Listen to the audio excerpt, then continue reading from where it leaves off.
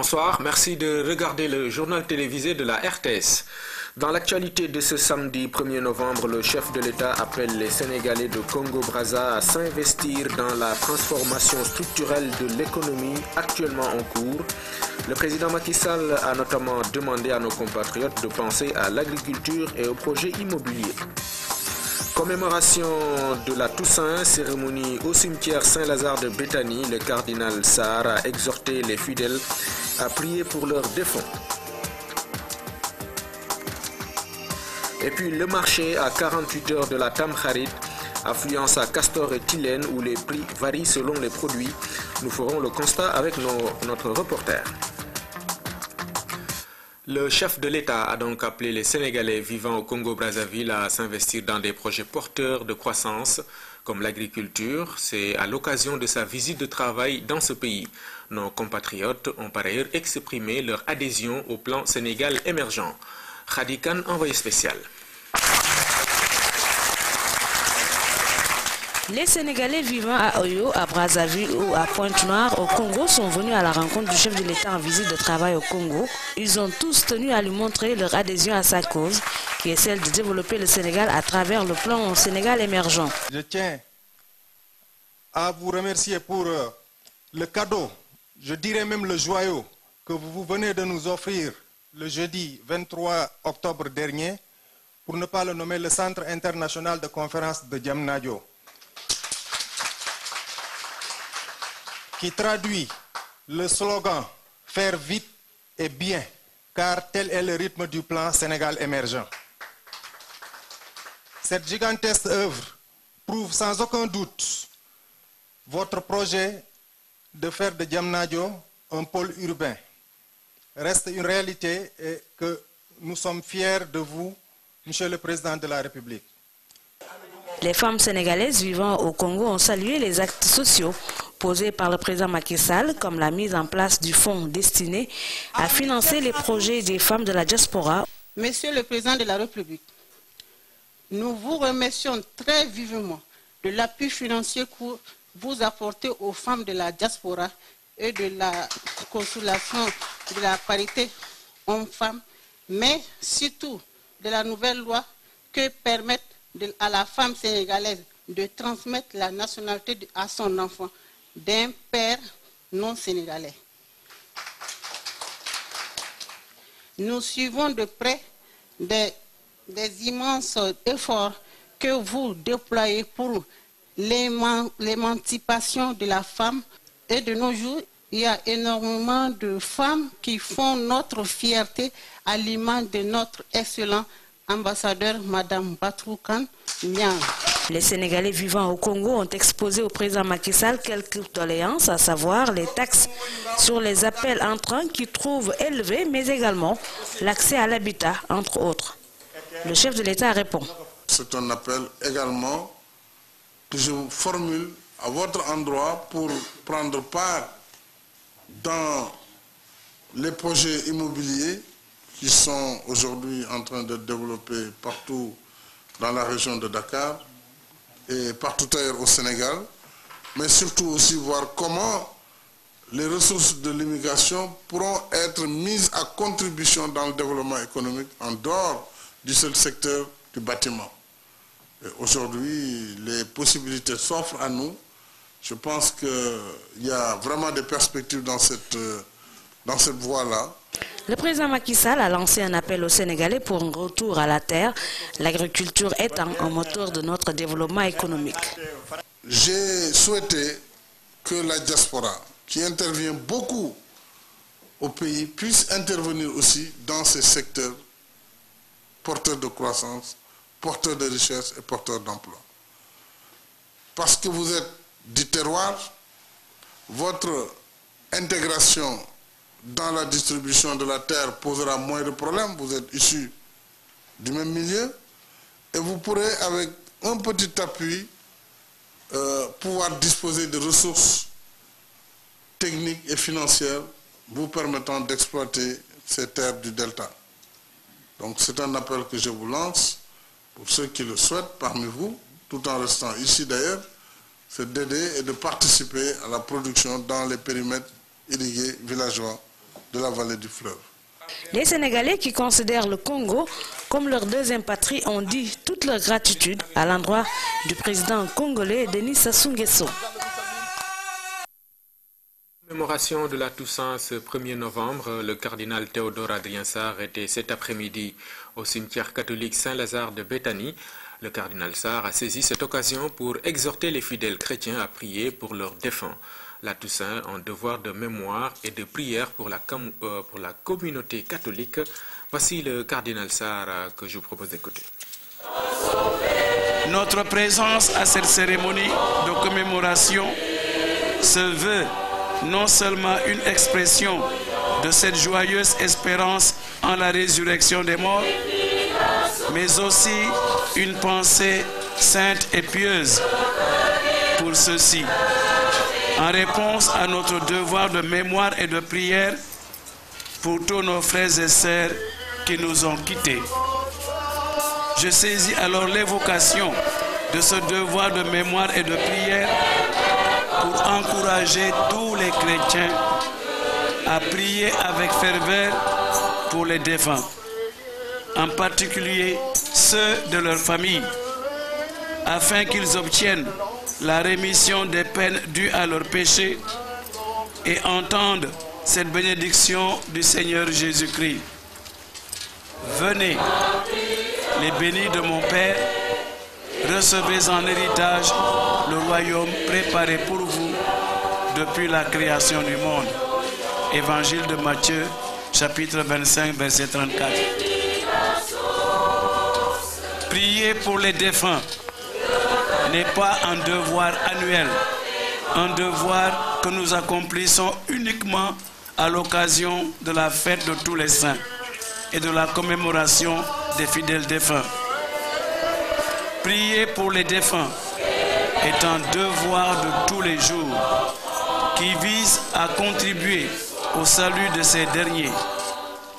Prier pour les défunts nous rappelle que notre vie ne nous appartient pas et que chaque jour de notre vie nous rapproche de notre propre mort.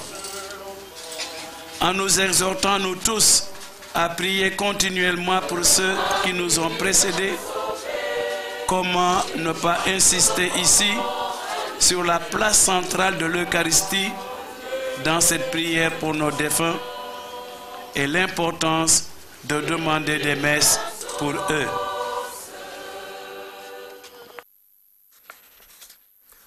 La journée du secrétariat exécutif du Conseil national à la sécurité alimentaire, un prétexte pour aller à la rencontre des populations vivant en situation de vulnérabilité alimentaire et assistées par l'État et ses partenaires comme la Croix-Rouge.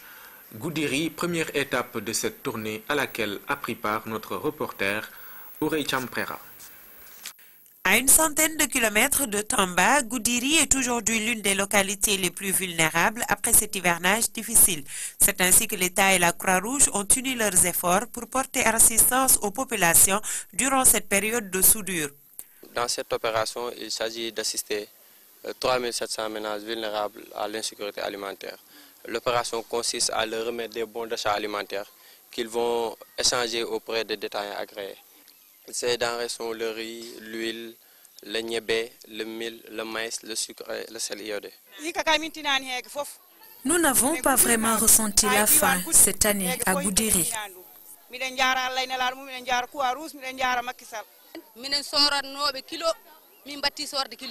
Nous mangeons désormais à notre faim grâce à cette appui et nous les en remercions.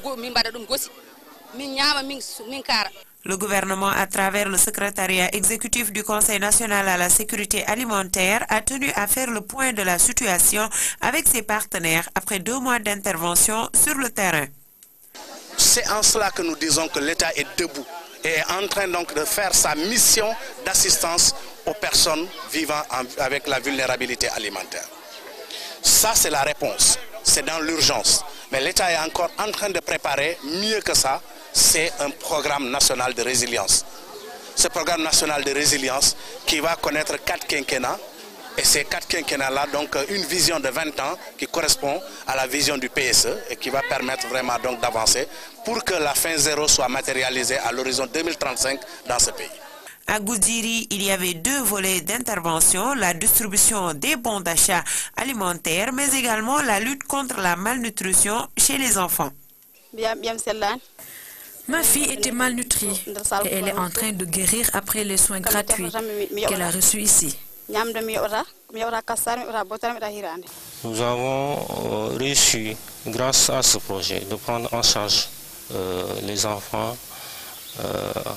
à peine 32 enfants qui ont été pris en charge par l'équipe du CREN de Goudiri, et le taux de guérison est satisfaisant, environ les 90%. Donc la population également adhère bien à notre cause.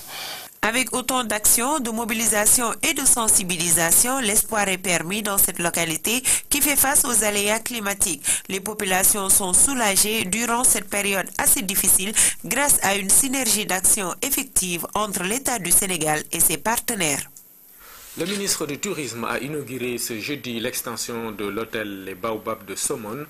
Appréciation de l'impact que la structure peut avoir sur la localité en termes de création d'emplois. L'hôtel constitue un bel exemple de partenariat qui doit inspirer les acteurs du tourisme. Fatimata Banelba. 1,6 km, c'est la distance arpentée par les autorités du ministère du Tourisme, l'administration de l'hôtel Les Baobabs et la délégation de Afreximbank pour visiter l'hôtel avec sa nouvelle extension. Ce joyau a été financé en partenariat avec des Africains qui croient au potentiel de l'Afrique. L'hôtel royal des Cameroun Baobab Resort, que nous inaugurons aujourd'hui, a bénéficié d'un financement pour un projet touristique de l'ordre de 25 millions d'euros sur 7 ans de la part d'Afreximbank. Ce financement, pour lequel Banque Atlantique Sénégal a joué un rôle d'argent local, s'est déroulé en 2 étapes. Considéré comme l'une des plus grandes structures de loisirs d'Afrique, les Baobabs offrent toutes les commodités. La rénovation de l'hôtel a été possible grâce à beaucoup de conviction et de moyens. Nous avons dépensé beaucoup d'énergie pour réaliser, je pense aujourd'hui, la plus grosse, la plus importante structure hôtelière de loisirs au Sénégal, et pour laquelle nous avons effectué le plus gros investissement dans le secteur du tourisme ces dernières années au Sénégal. La tutelle est d'avis qu'il existe des difficultés dans le secteur hôtelier, mais le PSE sera un moyen sûr d'assurer le redémarrage. Ce redéploiement, j'allais dire ce repositionnement, se manifeste à travers le choix de 7 projets phares dans le portefeuille du plan Sénégal émergent. Mesdames, Messieurs, l'érection de ce nouveau dispositif dans l'offre touristique est un bon indicateur de vitalité du secteur. L'hôtel Les Baobabs de Somone constitue un levier économique important de la localité. Près de 300 employés y travaillent en haute saison. Ces administrateurs vont bientôt ouvrir un nouveau complexe pour booster davantage le tourisme au Sénégal. Le ministre de l'Enseignement supérieur et de la Recherche a clôturé la formation pédagogique des enseignants du supérieur. Cette formation tenue à Dakar est appuyée par l'UEMOA. Elle a permis à plus de 200 enseignants sénégalais de renforcer leurs capacités en pédagogie universitaire. Aïda Mamadou Diop. Cette cérémonie marque la fin de 2 semaines de formation en pédagogie universitaire, une formation qui a permis à ces enseignants des universités sénégalaises d'améliorer leurs compétences pédagogiques et de s'adapter aux nouvelles méthodes d'enseignement. Cette formation nous a permis d'échanger sur nos pratiques, de nous familiariser aux activités pédagogiques, aux outils d'apprentissage divers, pour non seulement rendre nos cours plus interactifs, mais surtout faciliter un apprentissage de qualité pour nos apprenants. Cette formation entre dans le cadre du projet d'appui à l'enseignement supérieur dans les pays de l'UEMOA. À travers ce projet, l'Union veut ainsi appuyer les États membres à améliorer l'enseignement supérieur dans la sous-région. Dans ce cadre, le Sénégal a bénéficié, au même titre que les autres États membres de l'Union, des formations dans divers domaines, de subventions de recherche, d'acquisition d'ouvrages pour les bibliothèques. J'ai en effet l'intime conviction que la formation pédagogique que vous avez acquise durant ces 2 semaines vous sera grandement utile, comme l'a rappelé votre représentante, dans la mesure où elle vous permettra de mettre en œuvre de nouvelles innovations pédagogiques utiles et pertinentes afin d'améliorer la qualité de vos enseignements au grand bénéfice de vos étudiantes et étudiants. Au cours de cette cérémonie de clôture, le ministre de l'Enseignement supérieur a salué l'engagement des 250 participants. Il a par ailleurs rappelé les efforts entrepris par le gouvernement pour offrir un enseignement supérieur de qualité. Le lancement hier à Dakar des JNV, les journées nationales de vaccination contre la polio. Depuis 2010, aucun cas n'a été notifié au Sénégal, même chose pour le Nigeria, mais seulement depuis 3 mois. Il faut donc rester prudent. La campagne prévue pour durer jusqu'au 2 novembre concerne tous les enfants de 0 à 5 ans. L'objectif est d'éradiquer cette maladie. Oumar Diaw. Ce n'est point une coquetterie, cette encre indélébile sur l'auriculaire comme s'il sortait d'un bureau de vote.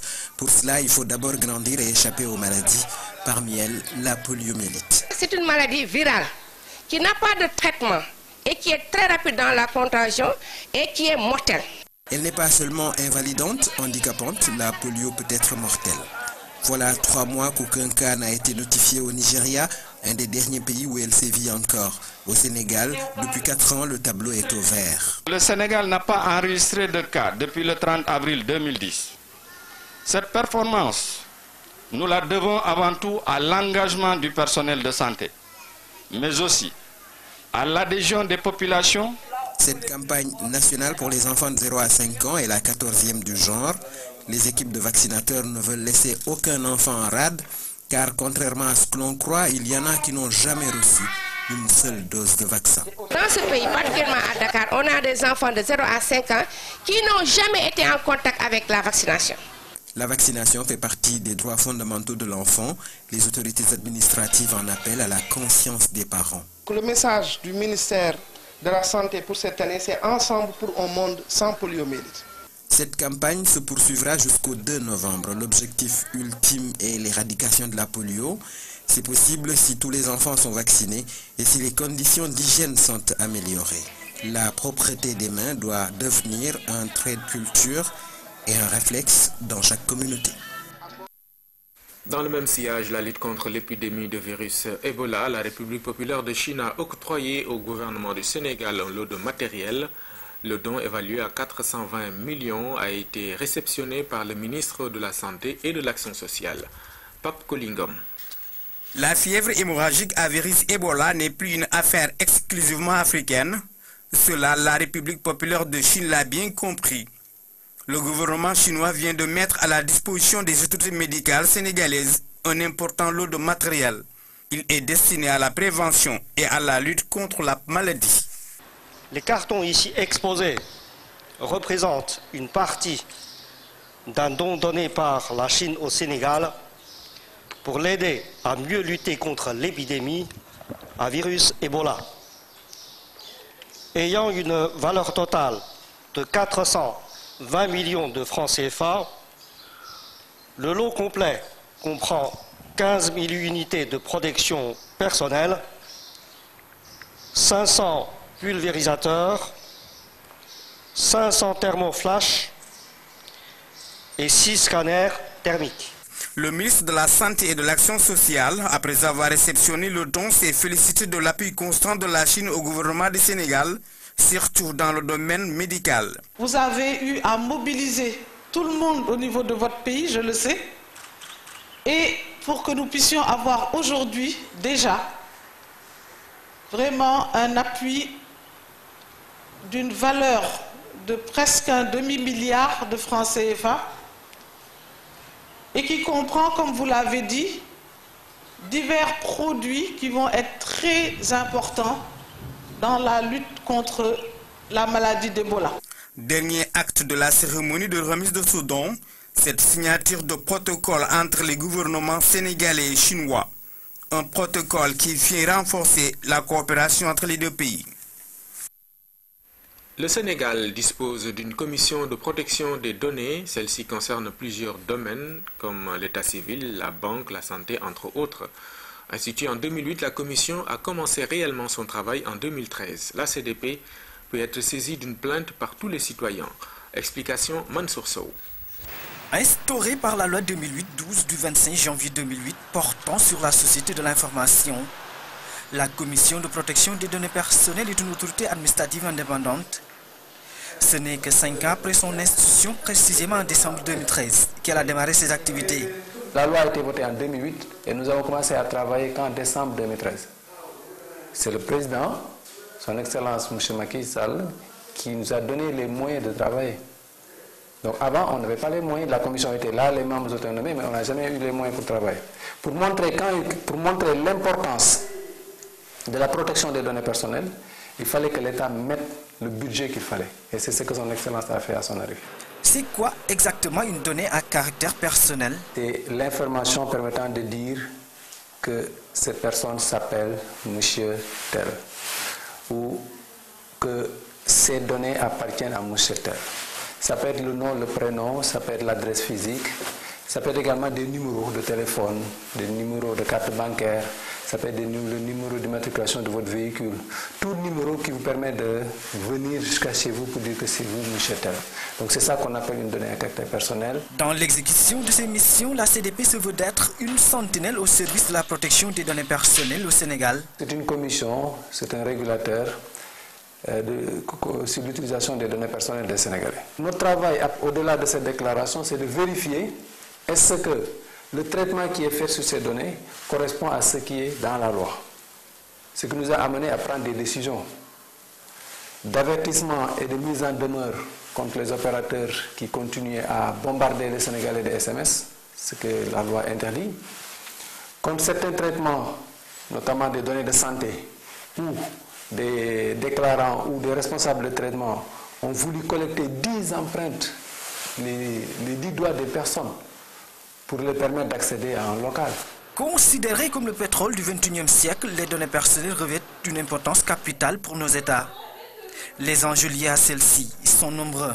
Le fait que le Sénégal dispose d'une loi et d'une commission des données personnelles attire les investisseurs chez nous. Parce qu'enfin, ils se disent, dans ce pays, si j'y envoie des données personnelles, il y a une commission qui va veiller au point qu'il n'y aura pas de détournement. Ce qui facilite le développement des centres d'appel. Donc, ça, c'est un enjeu économique. Mais également, auprès de certaines structures, la protection des données personnelles leur permet de recruter. Je prends l'exemple des cabinets d'avocats.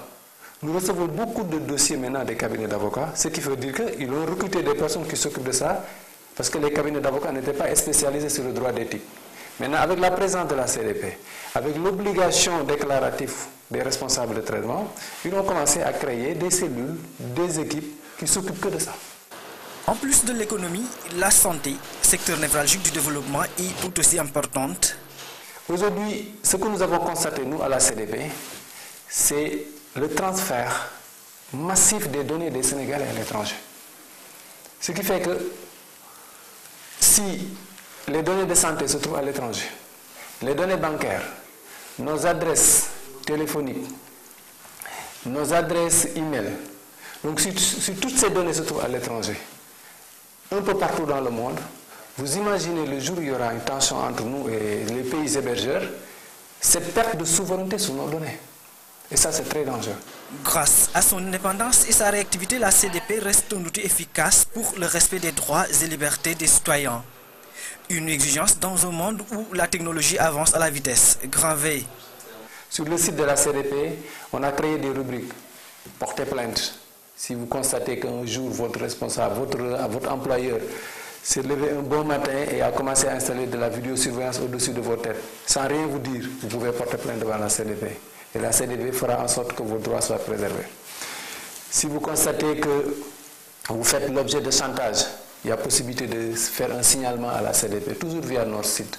Donc il y a plusieurs possibilités de saisir la CDP. Et nous aussi, on est très réactifs là-dessus. Ce qui explique le nombre de demandes d'explication que nous envoyons aux responsables de traitement. La commission de protection des données personnelles est composée de 11 membres nommés par décret. Leur mandat est de 4 ans renouvelable, une fois.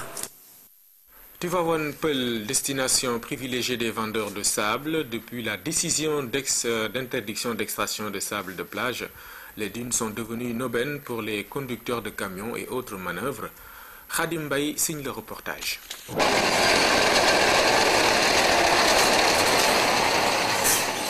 Des camions à la recherche de sable. Leur destination, ce site d'extraction situé à Tivaouane-Peulh. Ils viennent ici tous les jours. Ils ne retournent à Dakar que lorsqu'ils sont pleins.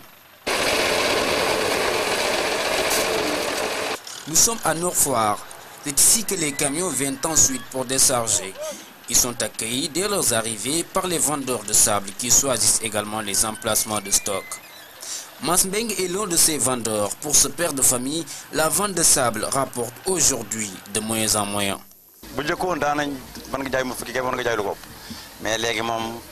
Auparavant, je vendais plus de 15 camions de sable par jour. Aujourd'hui, je vends seulement 3 par jour. Ça ne rapporte plus comme avant. Pour décharger ces camions, il fait appel à ses manœuvres. Ces ouvriers infatigables, ils ne prennent la pause que lorsque tous les camions sont vides. C'est nous qui déchargeons les camions. On constitue une équipe de 5 personnes et on nous paye selon la quantité de sable. C'est grâce à ça qu'on gère nos familles.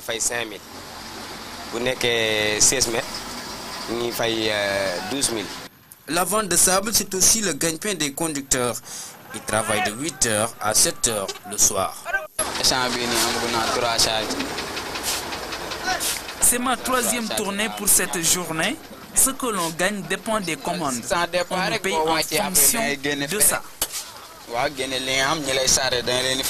60 000 francs CFA, c'est le prix d'un camion bien rempli. Les sables sont de bonne granulométrie. Ils contiennent des grains fins, moyens et gros. Ils sont de couleurs différentes, mais sont vendus au même prix. Depuis que l'extraction de sable des plages est interdite, les dunes sont devenues de véritables mines d'or. Cependant, cette activité génératrice de revenus n'est pas sans conséquences écologiques. Et on reparle de la visite du président Macky Sall au Congo-Brazzaville avec cet élément qui nous parvient à l'instant. Donc il concerne la Toussaint qui a été célébrée, marquée à Oyo par un dépôt de gerbes de fleurs devant la tombe d'être cher. Le président Denis Sassou Nguesso, accompagné de son homologue le président Macky Sall, en visite donc à sacrifier à la tradition. Nous voyons cela avec notre envoyé spécial Khady Kane.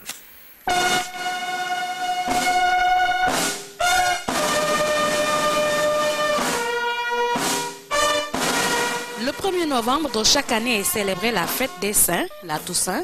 Le président Macky Sall en visite de travail à Oyo, au Congo, a accompagné le président Denis Sassou Nguesso aux caveaux familiaux pour déposer une gerbe de fleurs devant les tombes des parents disparus.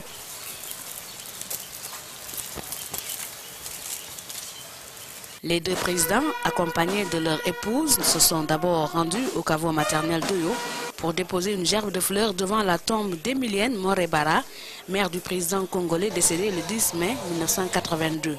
Ensuite, les deux chefs d'État se sont rendus au caveau paternel à Edou, où repose entre autres la fille du président Denis Sassou Nguesso, Edith Lucie Bongo Ondimba, épouse du président Oumar Bongo. Docteur en médecine, elle a consacré sa vie au service des siens et de l'humanité tout entière.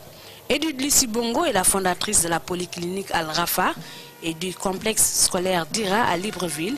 On l'a surnommée Lady Africa.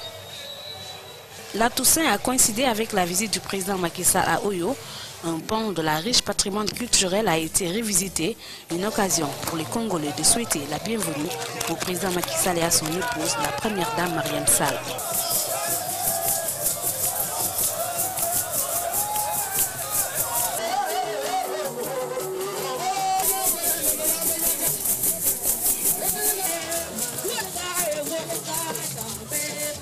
Ils ont eu droit à une démonstration de la danse Ekongo, une danse guerrière.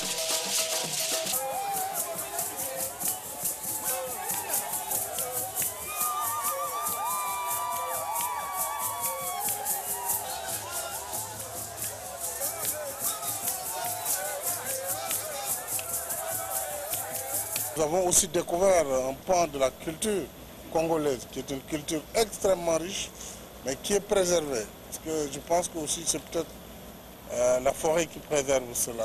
L'Afrique doit préserver ses traditions. Vraiment, il faut absolument que nos cultures africaines, que notre civilisation soit préservée. Nous sommes pour l'ouverture, mais il faut aussi que nous gardions ce qui est notre tréfonds, ce qui est notre ADN culturel. Et c'est ce que nous avons noté. Je sais que le président communique beaucoup avec ses danseurs et ses amis. Donc voilà, j'ai beaucoup appris en tout cas pendant ce séjour. Toutes les troupes de danse congolaises ont rivalisé d'ardeur. Chacune d'entre elles a fait une démonstration devant les chefs de l'État.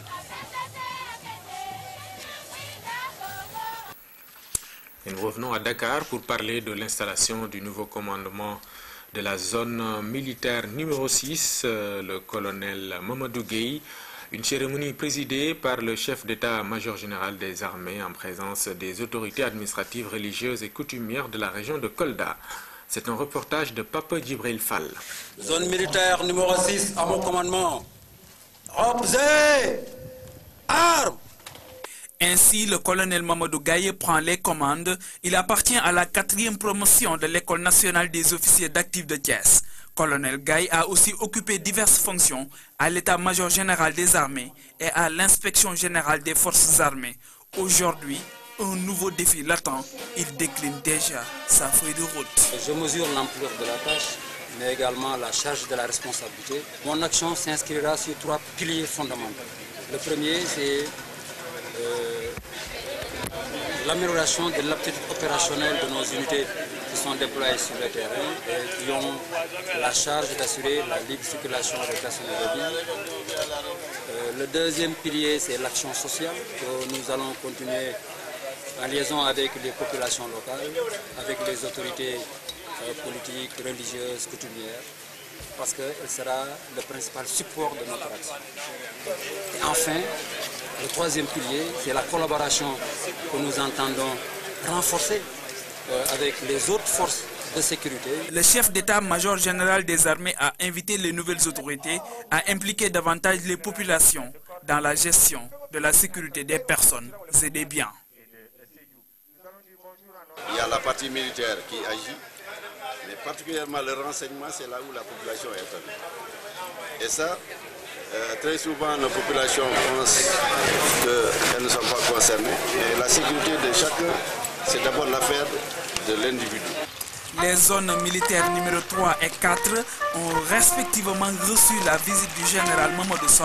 À l'issue de cette cérémonie, le chef d'état-major des armées s'est rendu à Kaolack où il a visité les chantiers de Koutal. 18 nouveaux volontaires japonais ont pris service vendredi. Ils seront affectés dans 7 régions du pays. Leur mission, assister les populations dans les domaines de développement communautaire comme l'éducation, la santé. Leur prestation de serment s'est faite dans les locaux de l'Agence japonaise de coopération internationale. Philomène Constance Diagne. Les régions de Dakar, Thiès, Fatick, Kaolack, Diourbel, Tambacounda et Saint-Louis vont accueillir ces 17 volontaires. Présents depuis un mois sur le sol sénégalais, ils maîtrisent déjà quelques mots des langues locales. Naomi Campbell Sek, ci Sénégal, ci Japon, Nagi tudd Narumi Master, damay dem Diourbel, Niki, école jàngale école primaire la, jërëjëf. volontaire yëpp pare nañu pour tàmbali seen liggéey. Dina jafe wante xam ngeen ne ndànk mooy jàpp golo ci ñàkk. Pendant 2 ans, nous allons aussi apprendre la culture sénégalaise avec vous. Nous savons que nous pouvons compter sur la population pour bien faire notre travail. 14 juniors et 3 seniors forment ce groupe. Ils viennent compléter les 1000 volontaires envoyés par la JICA à travers le programme de volontaires japonais pour la coopération à l'étranger. Le programme vise le développement socio-économique du Sénégal. Chers les volontaires, dans l'exercice de vos fonctions, vous êtes appelés à surmonter les difficultés liées à la communication, à la culture, au climat, à l'environnement, etc.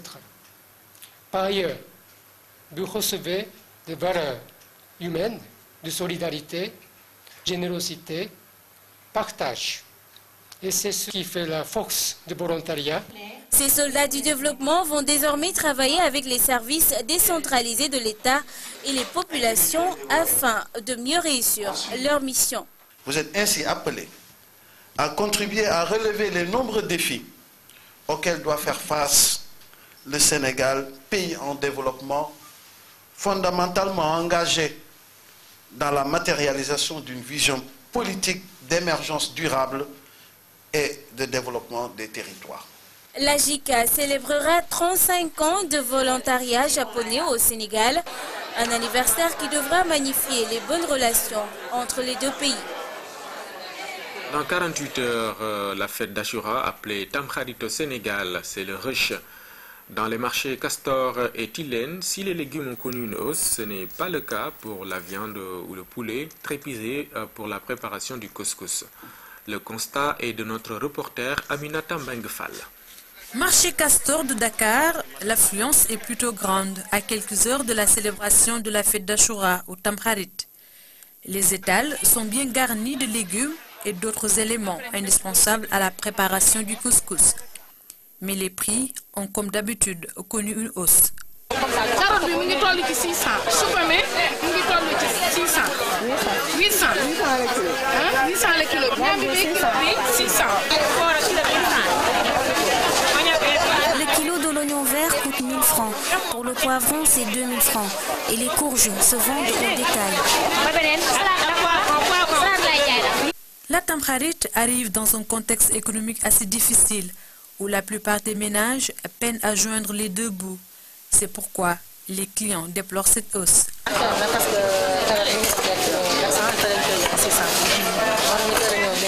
Les légumes sont chers. J'achetais le kilogramme de carottes à 400 francs, le chou à 500 francs. Il y a eu une augmentation respective de 200 et de 300 francs. Autre élément non moins important pour la préparation du dîner de la fête, il s'agit de la viande de bœuf, de mouton ou le poulet. Les prix de ces denrées n'ont pas connu d'augmentation. On a changé un peu le prix de viande, c'était 3 000, mais actuellement c'est 2 800. Le mouton, 3 000. Les vendeurs du mil font également de bonnes affaires en cette période du fait de la forte sollicitation de la céréale. Nous rendons grâce à Dieu. Le mil et le maïs sont les deux céréales qui marchent le plus en ce moment.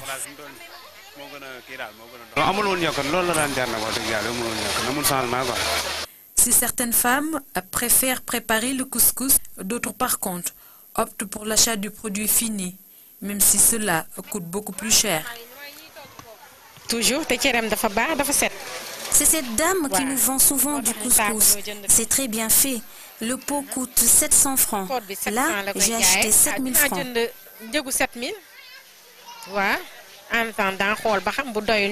Pour rendre plus succulent le couscous, d'autres éléments peuvent l'accompagner, allant du raisin sec au haricot, en passant par les petits pois, le maïs doux.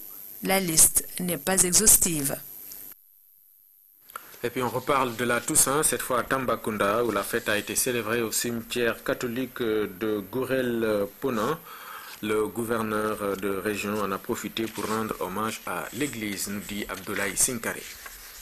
Un instant solennel, empreint d'émotion et de recueillement. Au cimetière catholique de Gourel-Pona, les fidèles ont répondu à l'appel de Toussaint. Célébrer la vie tout en pensant aux morts. C'est le jour où on vient pour prier pour tous nos parents.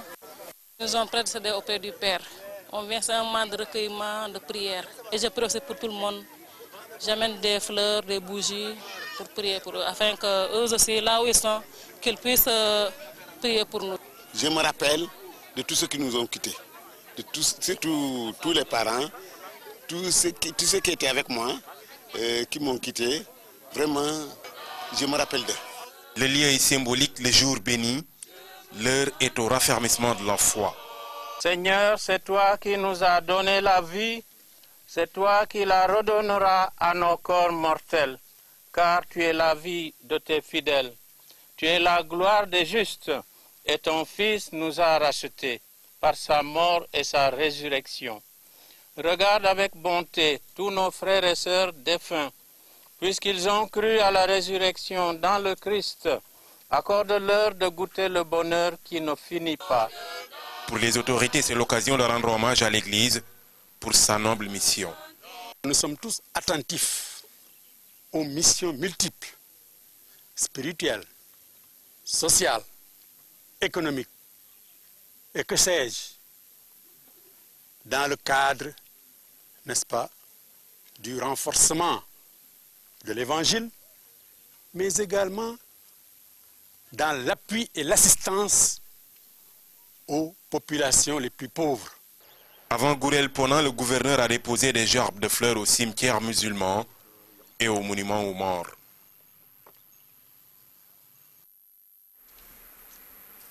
La LONASE fait encore des heureux. 2 gagnants se sont partagés plus de 40 millions de francs CFA. Ils ont reçu leur chèque en présence de Hamidou Diop. Diallo a gagné plus de 13 millions. Iboulaye Thiam, plus de 29 millions. 2 heureux gagnants qui ont eu la chance de faire les bons pronostics.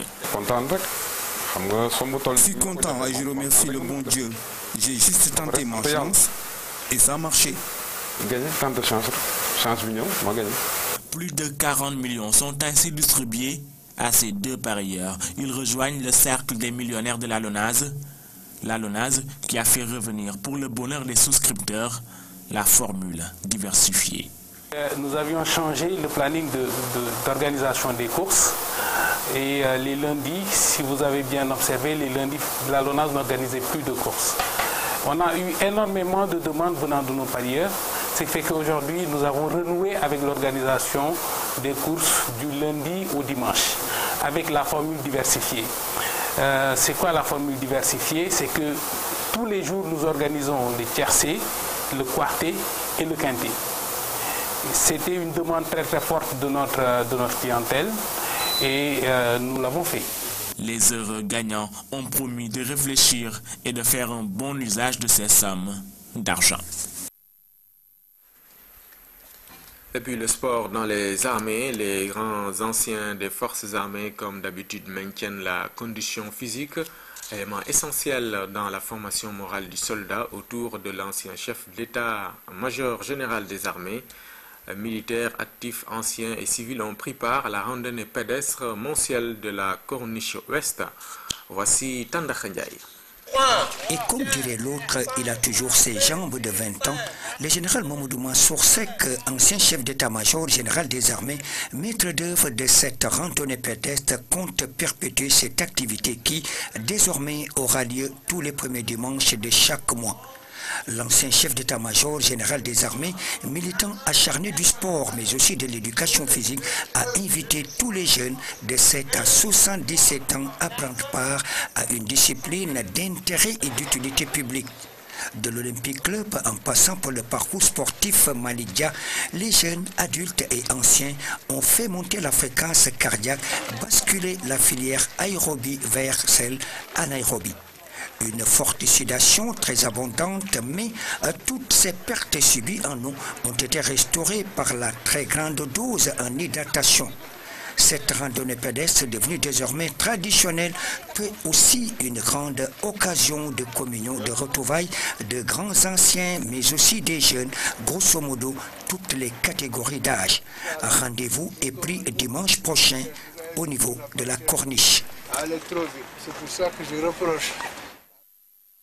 Voilà un élément qui met fin à ce journal, mesdames, messieurs. Merci de l'avoir suivi. Merci aux équipes qui m'ont aidé à vous le présenter. Demain, un autre rendez-vous avec le même plaisir.